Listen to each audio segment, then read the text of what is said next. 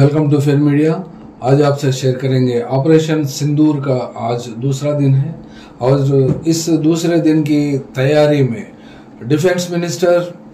राजनाथ सिंह और home minister Amit Shah काफ़ी meetings और ऑल पार्टी मीटिंग्स भी ये लोग कर चुके हैं आज, जिसमें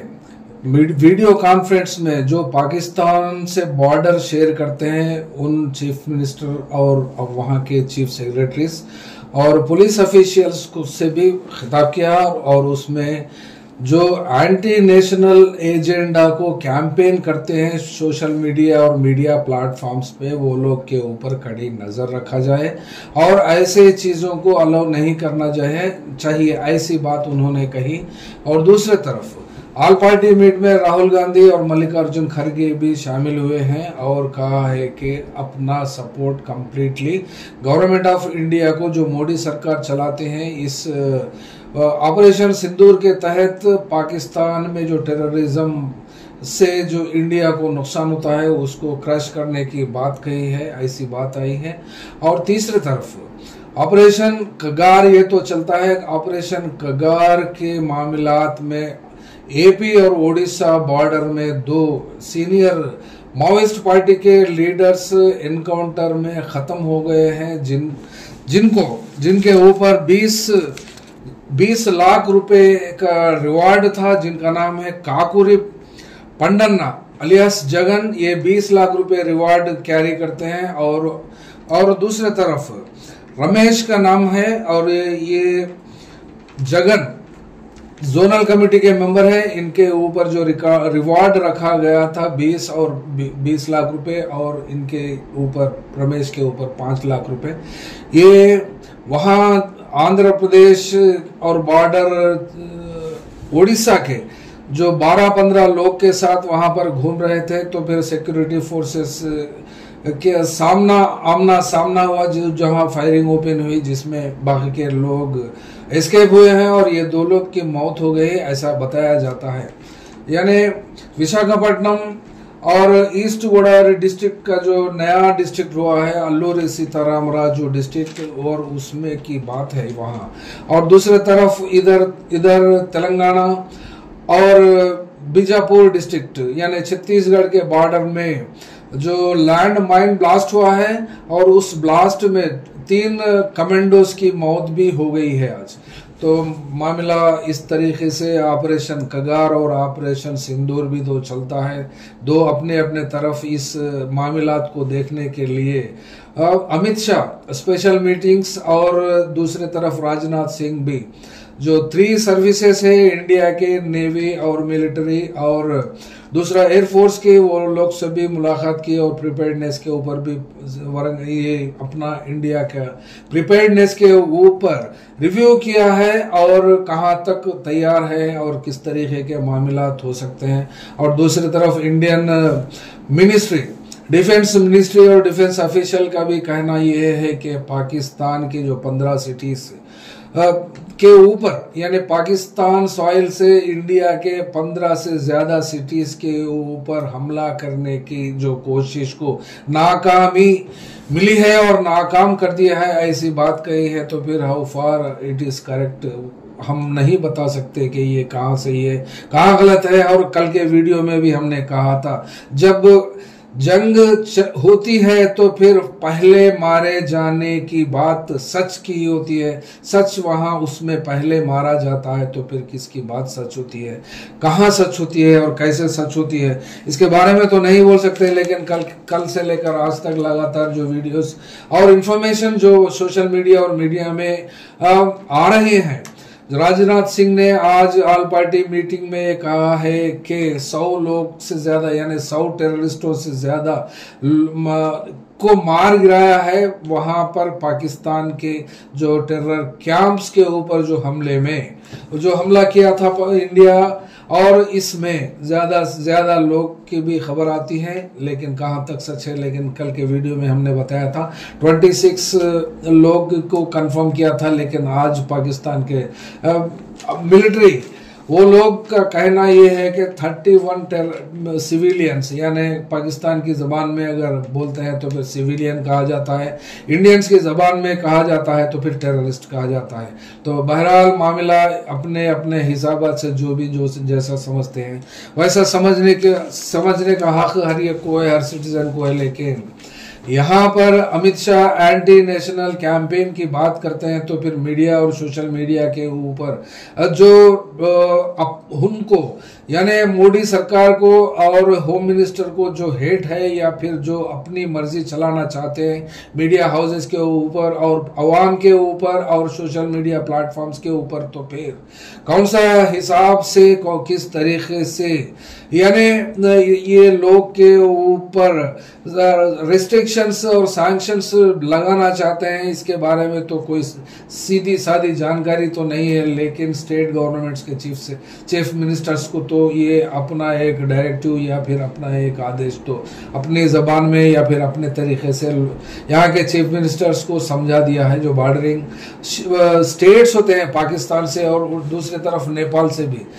लेकिन ये पाकिस्तान से तो जंग चलती है, लेकिन नेपाल का मामले में फिर क्या समझ में आता है और इंटेलिजेंस इनपुट क्या है इसके ऊपर ये होम मिनिस्ट्री जाने और ये मिलिट्री जाने। लेकिन एडवाइजरी तो मामला ऐसे आए हैं कि जो नेपाल को शेयर करते हैं वहाँ के सोशल मीडिया और मीडिया के प्लेटफॉर्म्स के ऊपर भी ये जो इंडिया के ऊपर जो इंडिया ऑपरेशन और सिंदूर जो चलता है उसके खिलाफ में कुछ भी ना कहा जाए, ऐसी तवक्के गवर्नमेंट रखना कहाँ तक सही होता है कहाँ तक गलत होता है इसके बारे में तो बात नहीं कर सकते फिल वक्त। और दूसरी तरफ मामला पहलगांव और बैसारन में जो टेररिस्ट अटैक हुआ था 22 अप्रैल को, जिस दिन 26 लोगों की मौत हो गई थी जिसमें 25 इंडियंस थे और एक नेपाली सिटीजन था, तो फिर वो क्या उस वक्त के टेररिस्ट आए कहाँ से और गए कहाँ, अब तक भी तो कोई मामला, कोई सुराग या फिर कोई चीज़ का भी मामला नहीं है। और वो मामले को दबाने के लिए या फिर कंप्लीटली टेररिज्म को ख़त्म करने के लिए, जिसको क्रॉस बॉर्डर टेररिज्म का टर्मिनोलॉजी दी थी और उसके हिसाब से ऑपरेशन सिंदूर का भी एक नामकरण दिया गया। सिंदूर का नाम तो अच्छे मामलात में लिया जाता है और ये बुरे मामलात में और ये खून खराबे में ये ऑपरेशन सिंदूर को क्यों लगाया, क्यों बिगाड़ा, इसमें नेटिजन्स और सोशल मीडिया प्लेटफॉर्म्स में भी इसके ऊपर सवालात उठते हैं। और ये मुद्दा टेररिस्ट आए कहाँ से और AK-47 और राइफल्स जैसे बड़े बड़े हथियार लेकर आते कहाँ से और आए कहाँ से और गए कहाँ का सवाल तो अभी भी और आज भी ये मुद्दा जिंदा है। वो इसलिए कि इंटेलिजेंस कहाँ वो लोग का इनपुट को और अमित शाह वहाँ की सिक्योरिटी को क्यों कैंसिल कर दिया है, वहाँ क्यों सिक्योरिटी नहीं लगाई। यानी पहले तक तो सिक्योरिटी थी पहलगांव और बैसारन के एरिया में जहाँ टेरर स्ट्राइक करे थे, तो फिर उनसे पहले वहाँ की सिक्योरिटी को विथड्रॉ करने का मतलब क्या है, इसके ऊपर तो कई लोग कई तरीके से सोचते हैं और टिप्पणियां भी करते हैं। तो फिर नेशनल सतह पर अगर देखते हैं और अपोजिशन लीडर्स हो या फिर लीडर्स हो, जो भी पॉलिटिकल जमातें हैं या फिर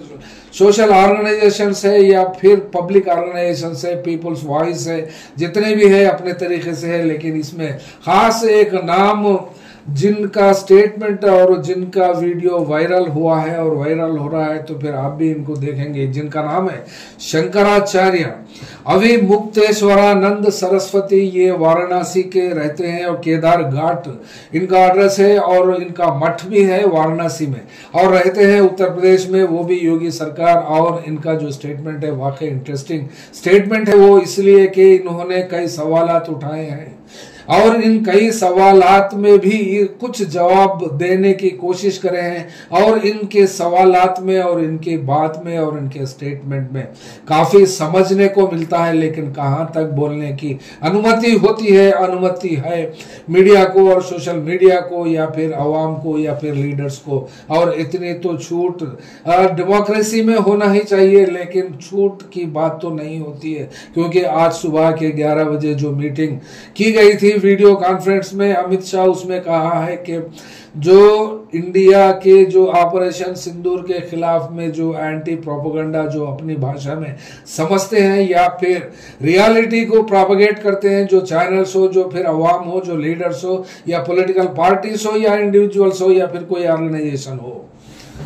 अपने अपने ख्यालात को रखने का पूरा हक है, क्योंकि हिंदुस्तान में कॉन्स्टिट्यूशन का मामला चलता है और कॉन्स्टिट्यूशनल की बात कॉन्स्टिट्यूशन के हिसाब से दायरे में तो डेमोक्रेसी होती है और डेमोक्रेसी में हर एक को बात करने का हक होता है। तो फिर इस हक को खत्म करने की बात तो एक तरफ चलती है, एक तरफ ऑपरेशन कगार हो या फिर ऑपरेशन सिंदूर हो, लेकिन ये ऑपरेशन करने की आदत तो ये लोग को पड़ी है और इसमें तो जान का भी नुकसान और हर तरीके से नुकसान, एक तो बाहर से लड़ाई है और दूसरे तरफ अपने ही लोगों के ऊपर बॉम्बिंग्स और हेलीकॉप्टर्स से और ड्रोन्स से और हर तरीके से जिंदा रखने का या फिर टॉक्स वो लोग से रिज्यूम करने का, वो लोग की क्या आपत्ति है बुला के बात करने में, अमित शाह को क्या हर्ज होता है या फिर छत्तीसगढ़ की सरकार को, चीफ मिनिस्टर को क्या लॉस होता है, क्या तकलीफ होती है, क्योंकि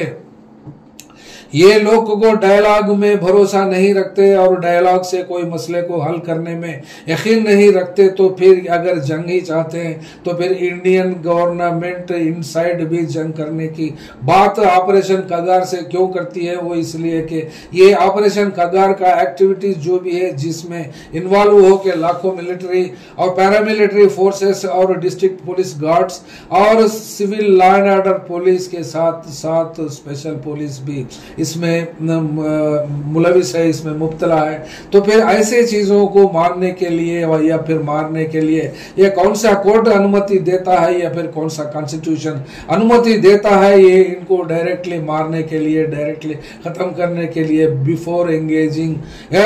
them in dialogue to resolve the problems? ऐसा तो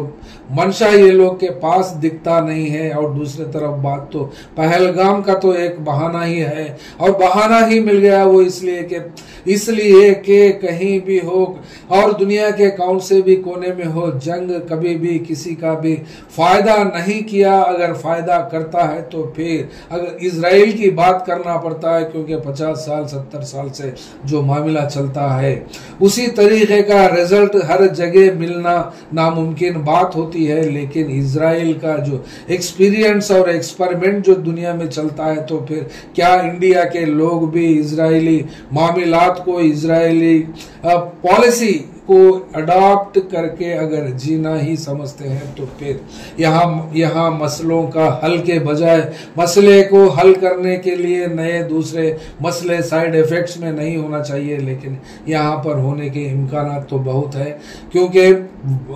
रही बात इंडिया पाकिस्तान की बात, तो फिर कल के वीडियो में हमने बताया था कि बाल पाकिस्तान के कोर्ट में ही है। अगर वो पाकिस्तान फिर इंडिया के ऊपर हमला करता भी है तो फिर जवाबी कार्रवाई इंडिया को भी करने की बात इंडिया के साइड से और इंडिया के प्राइम मिनिस्टर और जिसको ऑपरेशन कगार को लीड करते हैं राजनाथ सिंह और अमित शाह, दो लोग की जो मिनिस्ट्री है, एक डिफेंस और होम, ये दो चीजों को मिलाकर ही आज रिव्यू मीटिंग किया है। तो फिर ये दो लोग के ऊपर, ये दो मिनिस्टर्स के ऊपर ही ऑपरेशन कगार और ऑपरेशन सिंदूर का मामला और जिम्मेदारी के साथ ये लोग करते हैं। तो फिर इसके जो अंजाम होते हैं और इसमें सच को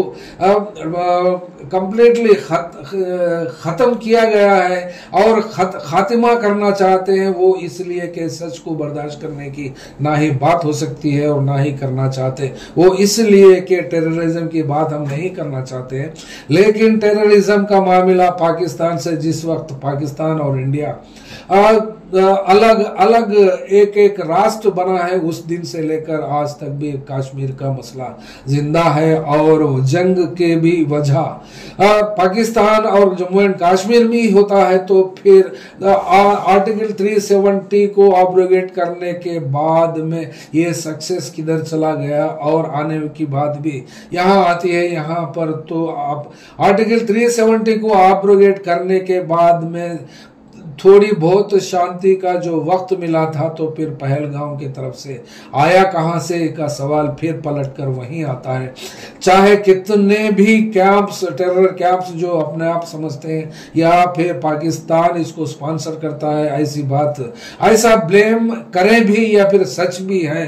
तो फिर पूरे का पूरा सवाल आकर यहीं रुकता है। ये टेररिस्ट आते कहां से है, आए कहां से हैं? वो इसलिए कि मोदी जिस वक्त चीफ मिनिस्टर गुजरात के थे तो फिर उस वक्त के उनके सवालात जितने भी वीडियोस है आप देख सकते हैं, ये सेम टू सेम सवाल, ये टेररिस्ट आते कहां से जब बॉर्डर्स गवर्नमेंट ऑफ इंडिया के पास सील होके हैं और बॉर्डर्स के ऊपर कंट्रोल जब पूरा ही गवर्नमेंट ऑफ इंडिया का होता है और बीएसएफ रहती है तो फिर ये आते कहां से का सवाल जो मोदी सरकार ने उठाया, आज भी वही लोगों को इसी सवाल का जवाब देने पे मजबूर होना चाहिए और जवाब देना चाहिए। वो इसलिए कि ये लोग को जवाबदेही का मामला पता नहीं है और जवाब देना जानते नहीं है। एटलीस्ट गुज़िश्ता 11 साल से तो एक जनरल प्रेस कॉन्फ्रेंस करने की ना ही हिम्मत रखी और ना ही ताकत रखी मोदी साहब, जो अपने आप को जो इस ऑपरेशन कगार को जो नामकरण किया है और नामकरण देते हुए भी ये एक पीएस सिंदूर था, एक अमूल्य बात मानी जाती थी इस दुनिया के, हिंदुस्तान के लेडीज जहां पर भी होते हैं सिंदूर का, उसको भी जंग में खींच दिया और उसको भी खून रेजी का मामले में उसको जुड़ा दिया। तो फिर ये कोई सी चीज भी पियास रखने की बात इस सरकार को समझ में नहीं आती, लेकिन ये बात कब समझ में आती है इसका तो पता फिर अवाम को ही देना पड़ेगा। लेकिन फिर वक्त तो मामलात ये वीडियो को आप देख सकते हैं और इनको सुन सकते हैं और ये वाकई इंटरेस्टिंग है। शंकराचार्य आवी मुक्तेश्वरानंद सरस्वती फिर आकर ये 22 में जो हुआ है टेररिस्ट, वो टेररिस्ट आखिर गए तो गए कहाँ और आए तो आए कहाँ से, और वो लोग के पास जो हथियार आए हैं, ऐसा मानना जाता है कि जिस दिन टेररिस्ट अटैक हुआ था वहां पर के आई विटनेस जो थे वो मानना है कि वो पुलिस या मिलिट्री यूनिफॉर्म के जैसे लोग दिखे और पुलिस या फिर मिलिट्री के लोग जैसे दिखे। तो फिर दूसरे तरफ एक 100, 200, 300, 500 मीटर्स के बाद में जिस वक्त वो लोग उस स्पॉट को आते थे तो वहां देखने को मिला कि पुलिस और मिलिट्री यूनिफॉर्म में सिक्योरिटी फोर्सेस थे। तो फिर इतने बड़े बड़े हथियार आए कहां से और गए कहां, ये टेररिस्ट छुपे कहां, ये सवाल अधूरे का अधूरा ही है और इस सवाल को तलाशने की सख्त जरूरत है। और इस जरूरत को ये स्वामी जी जो कहते हैं इसको समझने की कोशिश हर एक को करना चाहिए कि सबसे पहले पाकिस्तान हमारा दुश्मन नहीं है। सबसे पहले हमारे में से जिसने चूक की, जिसकी चूक के कारण वो लोग आ गए और आकर के मारे और मार करके चले गए, पहले तो उसको पकड़ो अगर सचमुच की कार्यवाही चाहते हो तो। और अगर ये चाहते हो कि नहीं हम घटना करा देंगे और उसमें जो शामिल है उसको पकड़ेंगे नहीं, तो इसका मतलब है कि आप स्वयं घटना करा रहे हो और उसका घटना हो जाने के बाद राजनीतिक लाभ ले रहे हो। आपदा में अवसर आप खोजेंगे कि हमको इसका राजनीतिक फायदा मिल जाए, जैसे पुलवामा में आपने ले लिया। आप बिहार में जाकर के घोषणा करेंगे, आप जो है तुरंत